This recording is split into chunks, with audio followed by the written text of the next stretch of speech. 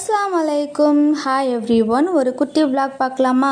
நாங்கள் எல்லோரும் எங்கே கிளம்பிட்டோம் அப்படின்னு பார்த்தீங்கன்னா, பொண்ணோட அத்தா ஃபாரின் போகிறாங்க. ஸோ அவங்க சின்னதாக லன்ச்சு ஏற்பாடு பண்ணியிருக்கேன் அப்படின்னு சொல்லியிருந்தாங்க. ஸோ எங்கள் எல்லாருமே கூப்பிட்ருந்தாங்க. அதுக்கு தான் நாங்கள் எல்லாருமே கிளம்பியாச்சு. ஸோ போகும்போதே அவங்களுக்காக கொஞ்சம் ஸ்நாக்ஸ்லாம் வாங்கிட்டோம். ஸோ கிளம்புறதுக்கு முன்னாடியே ஹஸ்பண்ட் வாங்கிட்டு வந்துட்டாங்க. கிளம்பி நேராக அம்மா வீட்டுக்கு தான் போயிருந்தேன். ஸோ அம்மாவையும் தம்பியும் கூப்பிட்டுக்கலாம் அப்படின்னு சொல்லிட்டு.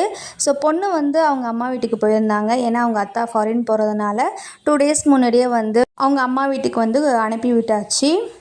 நாங்கள் வந்தோடனே அம்மா முன்னாடி கிளம்பி ரெடியாக இருந்தாங்க. ஸோ பூட்டிகிட்டு நாங்கள் கிளம்பிட்டோம். ஸோ தம்பி மாமா கூட தான் வருவேன் அப்படின்னு சொல்லிட்டு ரொம்பவே அடம் பிடிச்சிட்டு அவன் கூட பைக்கில் வந்துட்டு இருந்தான்.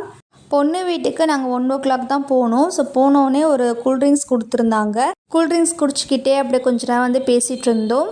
பேசி முடிச்சுட்டு கொஞ்சம் நேரம் கழிச்சு லன்ச் வைக்க ஸ்டார்ட் பண்ணிட்டாங்க.